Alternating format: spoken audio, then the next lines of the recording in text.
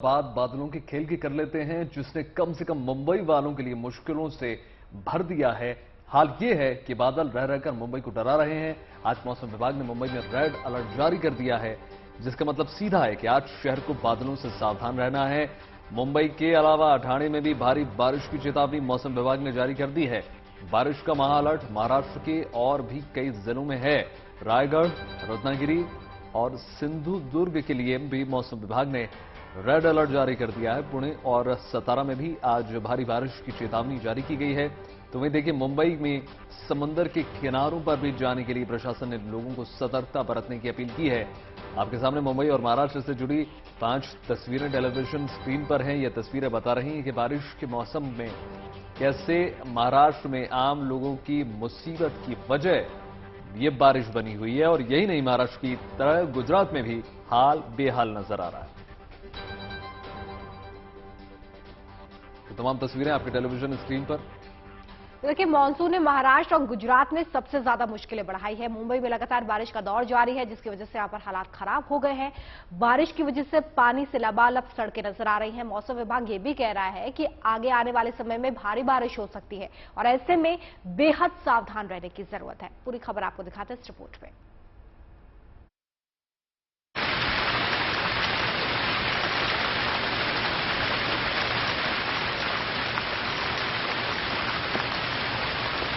सपनों के शहर मायानगरी मुंबई को बेशुमार बारिश ने एक बार फिर से डुबो दिया। फिर से सड़कों, सबवे पर जल ने कब्जा जमा लिया। मुंबई में मूसलाधार बारिश जारी है। महानगर के कई इलाकों में रहने वाले लोग जल भराव की समस्या से परेशान हैं। गली गली पानी के सिवाय कुछ नहीं दिख रहा है।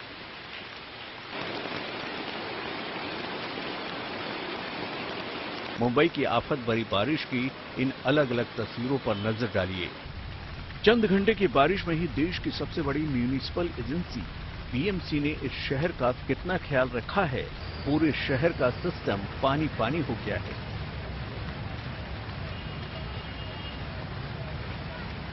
सहन शक्ति की मिसाल कायम करते हुए मुंबई वासियों की रफ्तार धीमी पड़ी है, जिन्हें सावधान रहने की जरूरत है, क्योंकि पानी का स्तर लगातार बढ़ रहा है।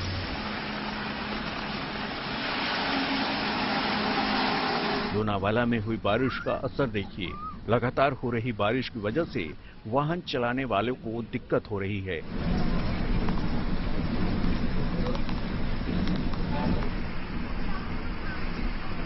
आसमान के खुलने के बजाय अंधेरा छाया हुआ है। कुछ यही हालत मुंबई के अंधेरी के सबवे की है, जहां पानी इस कदर जमा हुआ है कि स्थानीय पुलिस को बैरिकेडिंग करने की जरूरत पड़ गई। दूर से ही दिख रहा है कि लगातार बढ़ रहा पानी किस तरह से सबवे के ऊपर बने रेलवे ट्रैक को छूने की कोशिश में है। मुंबई के मटुंगा एरिया में हुई रिमझिम बारिश से सड़क पर पानी जमा हो गया। देर शाम हुई इस बारिश की वजह से वाहन सवार लोगों ने अपनी रफ्तार धीमी कर ली, ताकि बारिश की समस्या से निपटा जा सके। मुंबई के चुनाभाटी इलाके में हुई बारिश से सावधान रहने की जरूरत है। भारी बारिश की चपेट में आने से 3 घर डूब गए, जहां लोगों ने तत्परता दिखाते हुए स्थान बदलना मुनासिब समझा। ऐसा नहीं है कि मुंबई के सिस्टम को बारिश का अंदाजा नहीं था। मौसम विभाग ने पहले ही बारिश का ऑरेंज अलर्ट जारी कर दिया था। साफ शब्दों में कहा गया है कि मुंबई में भारी बारिश की आशंका है, जिसको लेकर मुंबई वासियों को सजग रहने के साथ साथ सावधान होने की जरूरत है। Bureau report, good news today. तो देखिए, एक तरफ मुंबई जो है भारी बारिश से दो चार हो रहा है, तो दिल्ली का दिल जो है बादलों के इंतजार में कट रहा है। उमस और गर्मी ने दिल्ली वालों को परेशान कर रखा है। तो चलिए आपको बताते हैं कि दिल्ली में बादलों का क्या सीन है।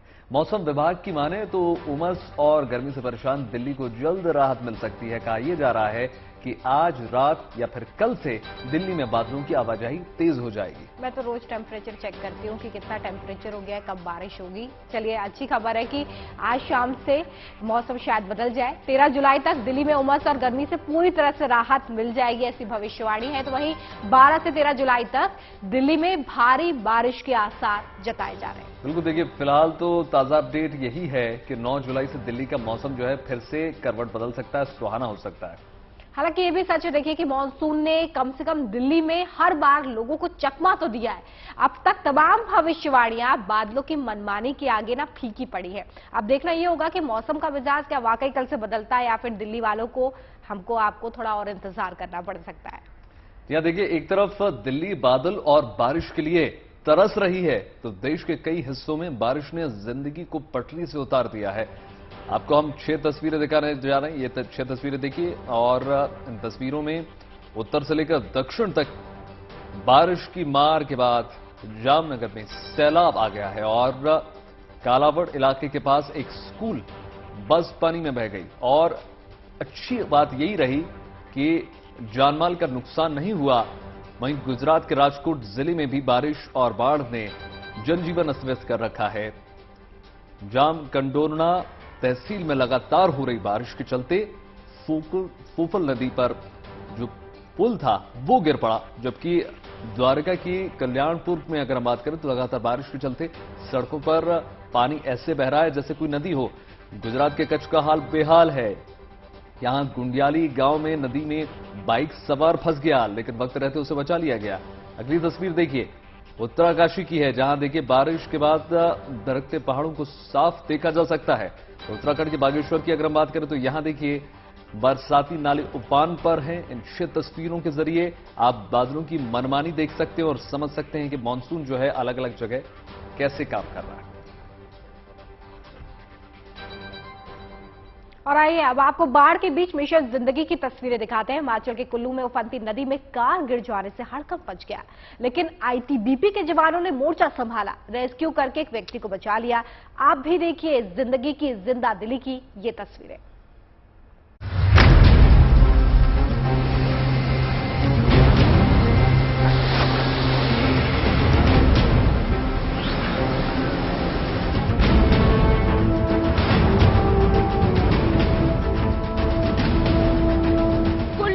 ब्यास नदी में गिरी कार, उफनती लहरों के बीच जिंदगी की जंग। आगे बढ़ने से पहले हम आपको उफनती नदी के पानी के शोर को सुनाते हैं, जिससे आप अंदाजा लगा पाएंगे कि नदी का पानी किस रफ्तार से बह रहा है।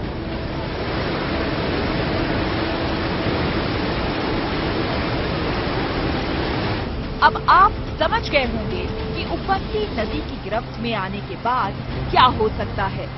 क्या नदी में गिरा शख्स कभी इसके किनारे लग पाएगा या फिर मझधार में बह जाएगा। लेकिन लहरों का ये राजहंस कैसे इस उफनती नदी में रस्सियों के सहारे खतरनाक लहरों के सामने बेखौफ होकर खड़ा है। सिर्फ इस तस्वीर को देखकर ये अंदाजा लगाना मुश्किल है कि आखिर ये शख्स जानलेवा लहरों में कर क्या रहा है। तस्वीरों को देखकर ये तो समझ में आ रहा है कि इस शख्स के दोनों तरफ रस्सियां हैं, जिसके सहारे ये उफनती लहरों से मोर्चा ले रहा है। लेकिन सवाल है कि ये हो क्या रहा है, तो हम आपको बताते हैं असल वाकया क्या है। दिल दहला देने वाली ये तस्वीरें हिमाचल प्रदेश के कुल्लू की हैं। यहाँ ब्यास नदी में आई बाढ़ में एक कार गिर गई और इस कार में ड्राइवर समेत 3 लोग सवार थे। जानकारी में ये बात सामने आई है कि कार मंडी से मनाली की तरफ जा रही थी और अचानक ब्यास नदी में जा गिरी। कार के गिरते ही कोहराम मच गया और देखते ही देखते कार उफनती लहरों में समाने लगी।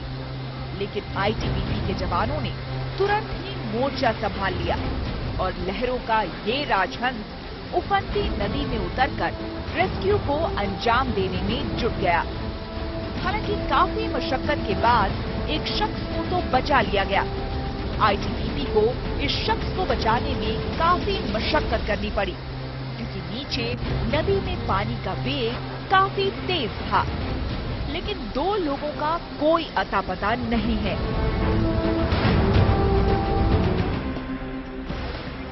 वहीं कल कुल्लू में बादल फटने से भारी तबाही हुई थी।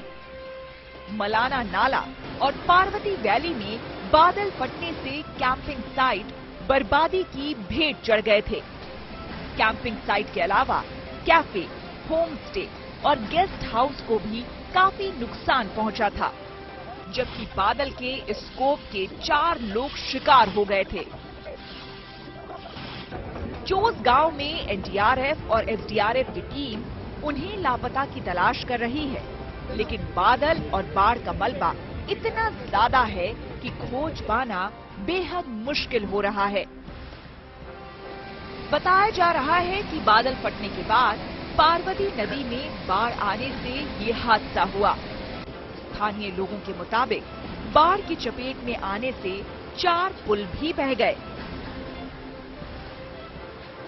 पूरे कुल्लू जिले में बाढ़ और बारिश ने कुछ ऐसा ही हाल कर रखा है। हर तरफ बर्बादी का मलबा फैला है। भारी बारिश की वजह से कुल्लू में कई जगह पहाड़ दरक गए, जिससे भूस्खलन का खतरा बना हुआ है। हालांकि मुख्यमंत्री जयराम ठाकुर ने पर्यटकों को ऐसी जगहों पर यात्रा न करने की सलाह दी है।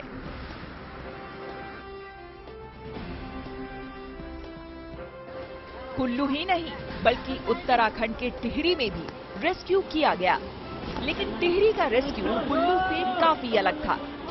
जहां कुल्लू में इंसानों को बचाने के लिए आईटीबीपी के जवान मशक्कत करते नजर आए, वहीं टिहरी में उफनती नदी में एक गाय का रेस्क्यू किया गया। टिहरी जिले के भागीरथी नदी में पुलिस और स्थानीय लोगों ने उफनती नदी में गाय का रेस्क्यू करके उसे बचा लिया। दरअसल टिहरी जिले से गुजरने वाली भागीरथी नदी के दूसरे छोर पर एक गाय 2 दिनों से फंसी हुई थी। पहाड़ों पर भारी बारिश के चलते भागीरथी नदी उफान पर थी, लिहाजा नदी के दूसरे छोर पर फंसी गाय पानी में कूदने की हिम्मत नहीं जुटा पा रही थी।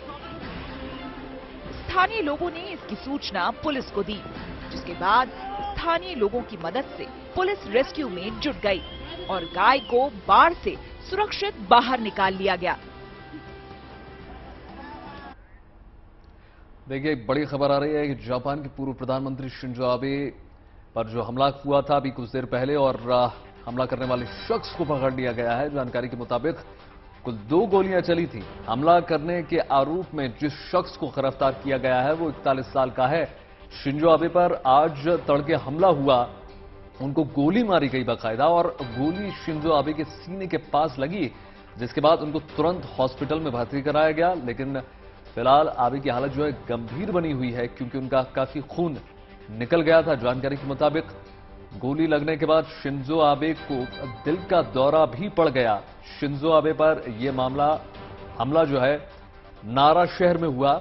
वो भाषण दे रहे थे, अचानक से आबे नीचे गिर गए, उनको शरीर से खून निकलने लगा। शिंजो आबे के अचानक ऐसे गिरने के बाद वहां मौजूद जो लोग हैं उनको कुछ समझ नहीं आया, लेकिन इसी दौरान देखिए कुछ लोगों ने वहां गोली चलने जैसी कुछ आवाज सुनी थी। बता दें कि जापान में रविवार को उच्च सदन के चुनाव होने हैं, इसके लिए शिंजो आबे वहां कैंपेनिंग करने गए थे। सुराग जुटाने में पुलिस लगातार जुटी हुई।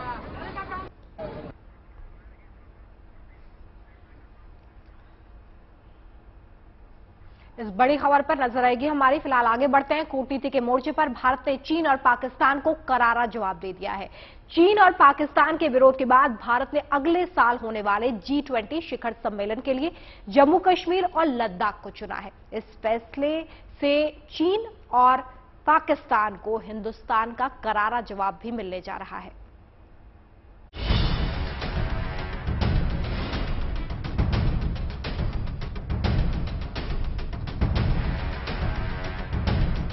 चीन चिढ़ता है तो चिढ़े, पाकिस्तान को परेशानी होती है तो होती रहे। ये नया हिंदुस्तान है, कड़े और बड़े फैसले लेने में न हिचकता है न डरता है। जम्मू कश्मीर की ये हंसी और खूबसूरत वादियां अगले साल होने वाले अंतर्राष्ट्रीय G20 समिट की गवाह बनने वाली है। चीन के ऐतराज को दरकिनार करते हुए भारत अगले साल न सिर्फ जम्मू कश्मीर में G20 की बैठकें कर सकता है, बल्कि लद्दाख को भी संभावित वेन्यू के तौर पर देखा जा रहा है। इस फैसले को भारत की तरफ से चीन को सख्त और दो टूक संदेश माना जा रहा है। खास बात यह है कि अगस्त 2019 में जम्मू कश्मीर के 2 केंद्र शासित प्रदेशों जम्मू कश्मीर और लद्दाख के तौर पर बंटवारे के बाद यहां पहली बार कोई अंतर्राष्ट्रीय शिखर सम्मेलन होगा। भारत इस साल 1 दिसंबर को G20 की अध्यक्षता संभालेगा। भारत ने 2023 में G20 नेताओं के शिखर सम्मेलन के लिए जम्मू कश्मीर के नाम का प्रस्ताव दिया है। शिखर सम्मेलन से पहले भी G20 की कई बैठकें होंगी। जम्मू कश्मीर के साथ ही भारत ने वेन्यू के तौर पर लद्दाख के नाम का भी प्रस्ताव दिया है।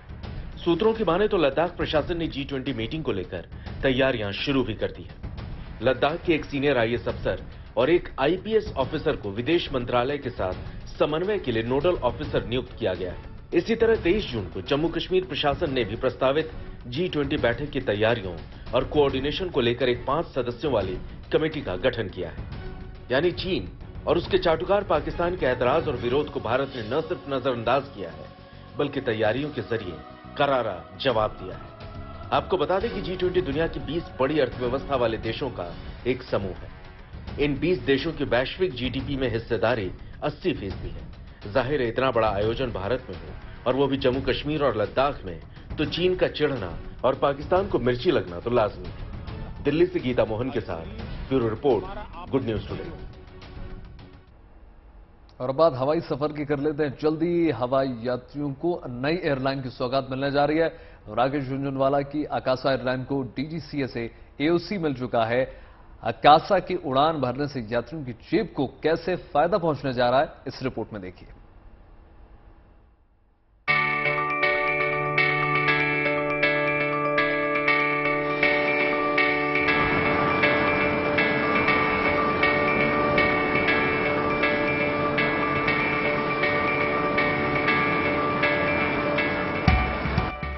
हवाई सफर करने वाले यात्रियों के लिए गुड न्यूज है।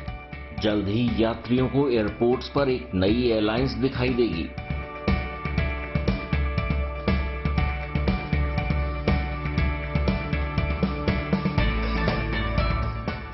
ये है राकेश झुनझुनवाला की आकाशा एयरलाइन।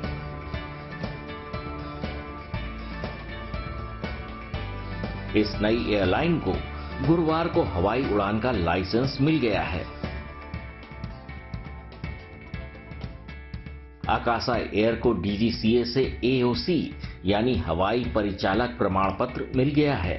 ऐसे में आकाशा एयरलाइंस की कमर्शियल उड़ानें इसी महीने से शुरू हो जाएंगी। आकाशा से हवाई यात्रा के लिए जल्द ही टिकटों की बिक्री की प्रक्रिया भी शुरू हो जाएगी। आकाशा एयर अपने पहले बेड़े में जल्द ही 72 बोइंग 737 मैक्स एरोप्लेन शामिल करेगा।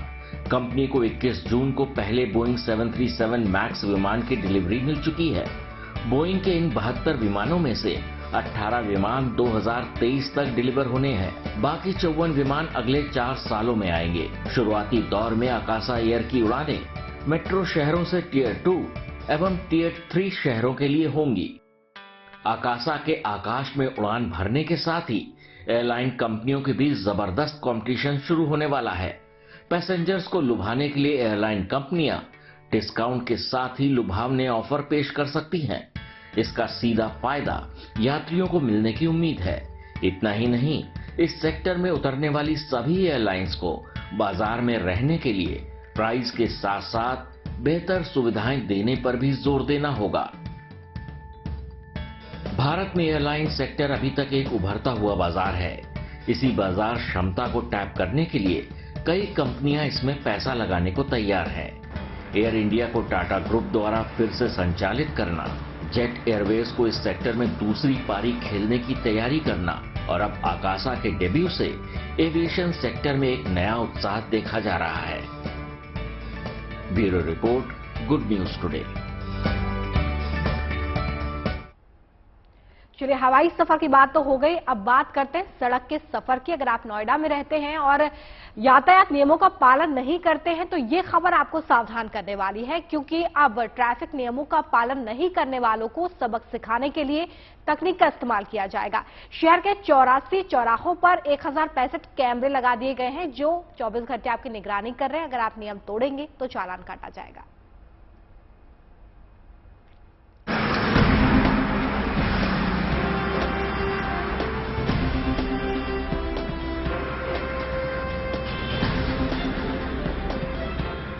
अगर आप नोएडा में रहते हैं या आप नोएडा की सड़कों से गुजर रहे हैं तो बेहद सावधानी से और सजग होकर वाहन चलाएं, क्योंकि 1065 आंखें आपकी हर गलती पर नजर बनाए हुए हैं।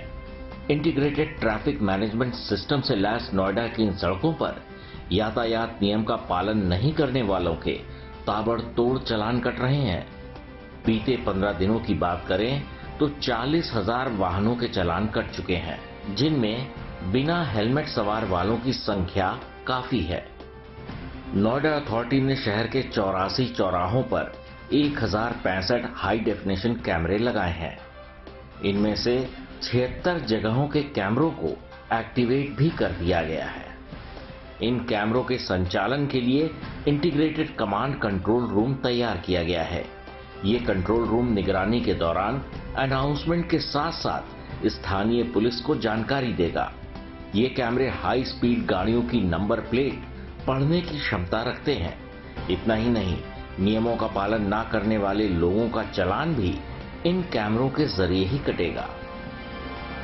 और वर्तमान में जो ITMS के अंतर्गत जो कैमरे लग रहे हैं वो अत्याधुनिक हैं, PTZ हैं। जो कैमरे लगे हैं वो करीब 220 के भी स्पीड से ऊपर के जो रफ्तार है उसको भी कैच करने के लिए सक्षम है। मुझे लग रहा है कि ट्रैफिक नियमों का पालन करने लगे हैं। अभी करीब 40,000 के लगभग चालान कट गया है, जिसमें सबसे ज्यादा जो हेलमेट की चालान है। नोएडा ट्रैफिक पुलिस की नजर में ये योजना मील का पत्थर साबित होगी। इस व्यवस्था से शहर को जाम से निजात तो मिलेगी ही, अपराधियों पर अंकुश लगाना भी आसान हो सकेगा। भूपेंद्र चौधरी के साथ bureau report, good news today, Noida. बात उस तस्वीर की कर लेते हैं जो वायरल है। महाराष्ट्र के चंद्रपुर में नागभीड़ ब्रह्मपुरी महामार्ग पर बाघ के टहलने का वीडियो सामने आया है। अचानक सड़क पर बाघ के आने से राहगीरों की सांसें थम गई। सड़क के दोनों ओर गाड़ियों की लंबी कतार लग गई। पहले तो बाघ काफी देर तक सड़क के किनारे बैठा रहा, मानो जैसे आते जाते राहगीरों को देख रहा हो। वीडियो में देख सकते हैं कि बाघ जो है सड़क के ठीक किनारे बैठा हुआ है और मोटरसाइकिल सवार उसके सामने से गुजर रहे हैं। काफी देर तक बैठने के बाद बाघ उठकर सड़क पर आ जाता है और रास्ता क्रॉस कर जंगल की ओर चला जाता है। इस पूरी घटना का वीडियो जो है कार में सवार राहगीरों ने बना लिया और इसको वायरल कर दिया। बाघ देखने के लिए लोग हजारों रुपए खर्च करके टाइगर रिजर्व में जाते हैं, लेकिन इन राहगीरों को मुफ्त में ही दिल खोलकर बाघ के दर्शन हो गए और इनकी खुशी का ठिकाना नहीं रहा।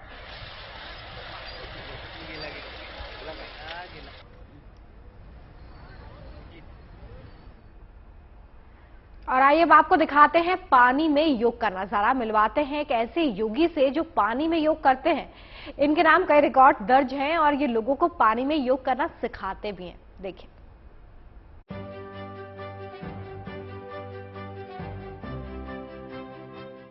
पानी में योग की हैरान करने वाली तस्वीरें। बिना अंगों को हिलाए गहरे पानी में योग। पानी में योग करके बनाए कई रिकॉर्ड्स। अपने अनोखे योगासन से सबको चौंकाने वाले ये हैं पुणे के योग टीचर बापू साहब सोनबड़े।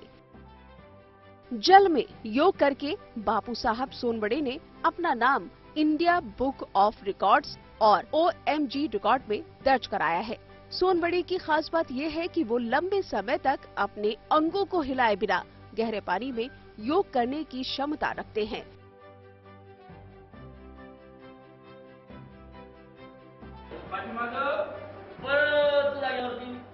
जल में योग का प्रचार और प्रसार हो, इसके लिए सोनबड़े युवाओं को प्रशिक्षित भी करते हैं। सोनबड़े पुलिस कर्मियों के लिए मुफ्त योग शिविर का आयोजन करते हैं। उम्मीद यही है कि आने वाले दिनों में बापू साहब सोनबड़े योग को और नई ऊंचाइयों पर लेकर जाएंगे। पुणे से स्मिता शिंदे की रिपोर्ट, गुड न्यूज टुडे। दिल का एक अनोखा ऑपरेशन दिखाते हैं। दिल्ली के फोर्टिस अस्पताल में मेडिकल चमत्कार हुआ है। 74 साल के एक बुजुर्ग के दिल की बीमारी को TAVR प्रक्रिया डॉक्टरों की टीम ने ठीक कर दिया है। इस ऑपरेशन में सबसे मुश्किल ये था कि बुजुर्ग का दिल बाईं तरफ की बजाय दाईं तरफ था। अमेरिका में तो ये पहले भी हो चुका है, लेकिन ये भारत में पहली बार है और जब इस तरह का सफल ऑपरेशन किया गया है तो चारों तरफ इसकी चर्चा हो रही है। पूरी खबर देखिए।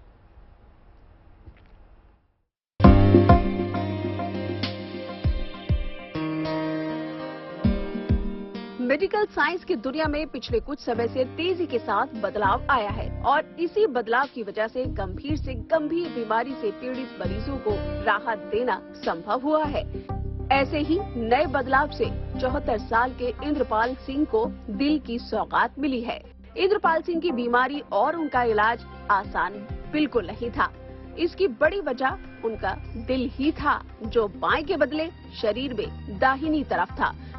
मेडिकल लाइन में इसे डेक्स्ट्रोकार्डियो कहते हैं। लाखों में एक ऐसा होता है जिसका दिल शरीर के बाएं हिस्से के बदले दाहिने हिस्से में धड़कता होगा, लेकिन यही फर्क एक दिन इंद्रपाल सिंह के लिए परेशानी का सबब बन गया, जिनके धड़कते दिल ने साथ देना कम कर दिया। सांस लेने में दिक्कत हुई तो अस्पताल की दौड़ शुरू हो गई।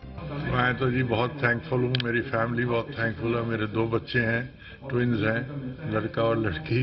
Wife, as he said, it's not inherited now.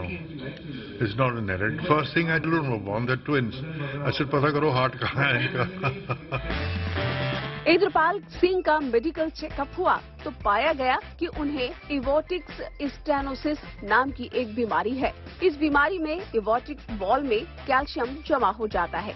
दाहिनी तरफ हार्ट होने की वजह से इंद्रपाल सिंह का इलाज करना बड़ा ही मुश्किल था, लेकिन डॉक्टर्स की टीम ने TAVR की जटिल प्रक्रिया को अंजाम दिया।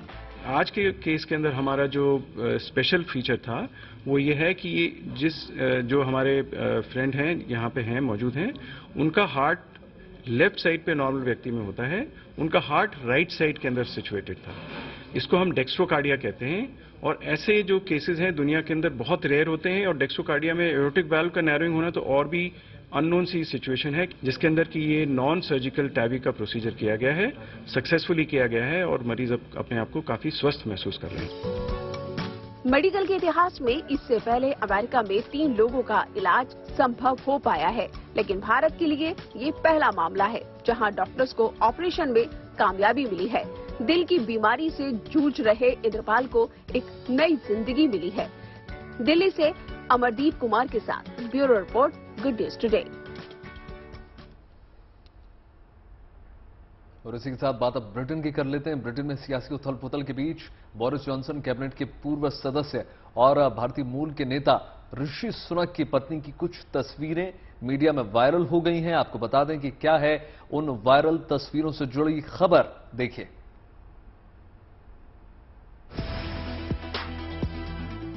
हाथों में चाय की ट्रे लिए ये तस्वीर बोरिस जॉनसन सरकार में वित्त मंत्री रहे ऋषि सुनक की पत्नी अक्षता की है। ये तस्वीर इन दिनों सोशल मीडिया पर खूब वायरल हो चुकी है। इस तस्वीर में ऋषि की पत्नी अक्षता मूर्ति अपने आवास के बाहर पत्रकारों के लिए ट्रे में चाय और स्नैक्स ले जाती नजर आ रही हैं। दरअसल लंदन में 6 जुलाई को कुछ पत्रकार और फोटोग्राफर ऋषि सुनक के फ्लैट के बाहर जुटे थे। वो ऋषि सुनक की एक झलक का इंतजार कर रहे थे ताकि उन्हें अपने कैमरे में कैद किया जा सके। इस बीच सुनक की पत्नी अक्षता हाथ में चाय और बिस्किट की ट्रे लेकर बाहर आई। उन्होंने पत्रकारों को चाय बिस्किट दिए और फिर चली गयी। हालांकि पत्रकारों को चाय बिस्किट देते हुए तस्वीर कहीं नहीं आई है। अक्षता सुनक की ऐसी ही मिलती जुलती एक और तस्वीर मीडिया में वायरल है। फर्क सिर्फ ट्रे का है और ट्रे में रखी चीजों का है, जबकि अक्षता की ड्रेस भी वही लग रही है जो पहली तस्वीर में है। ब्रिटिश मीडिया ने न सिर्फ ये तस्वीरें अपने ट्विटर हैंडल पर शेयर की हैं, बल्कि एक वीडियो भी जारी किया है जिसमें अक्षता घर के बाहर पत्रकारों के लिए चाय बिस्किट लाती दिखाई दे रही हैं। भारतीय अरबपति कारोबारी NR नारायण मूर्ति की बेटी और ब्रिटेन के पूर्व मंत्री ऋषि सुनक की पत्नी अक्षता के इस बर्ताव की तारीफों के पुल ब्रिटिश मीडिया में खूब बांधे जा रहे हैं। लेकिन ये तस्वीरें एक और वजह से चर्चा में हैं। अब इसे महज इत्तेफाक माना जाए या फिर कुछ और, ऋषि सुनक की पत्नी अक्षता की ट्रे में चाय स्नैक लेकर बाहर आने की ये तस्वीरें चर्चा में इसलिए है क्योंकि इन तस्वीरों को बोरिस जॉनसन की इसी तस्वीर के फोटोग्राफ के साथ जोड़कर देखा जा रहा है। 2018 में बोरिस जॉनसन भी ठीक इसी तरह अपने घर के बाहर फोटोग्राफर्स के लिए चाय की ट्रे लेकर पहुंचे थे। उस वक्त बोरिस जॉनसन प्रधानमंत्री नहीं थे और मुस्लिम महिलाओं के बारे में आपत्तिजनक बयान देने के मामले को लेकर विवादों में थे। ऋषि सुनक भी अभी ब्रिटेन के प्रधानमंत्री नहीं है। वो जॉनसन कैबिनेट से इस्तीफा दे चुके हैं, लेकिन उन्हें ब्रिटेन के नए प्रधानमंत्री के मजबूत और तगड़े दावेदार के रूप में देखा जा रहा है। 5 जुलाई के बाद से ऋषि खुद सार्वजनिक तौर पर कहीं भी दिखाई नहीं दिए हैं, लेकिन उनकी पत्नी की ये तस्वीर चर्चा में जरूर है। Bureau report, good news today. इसी के साथ देश और दुनिया की तमाम पॉजिटिव खबरों के लिए जुड़े रहिए गुड न्यूज टुडे के साथ। आपसे मुलाकात होगी सोमवार। और खबरों को देखने का नजरिया रखिए पॉजिटिव, जैसा कि हम करते हैं। अच्छा देखिए, अच्छा सुनिए और अपना बहुत ख्याल रखिए। नमस्कार। नमस्कार।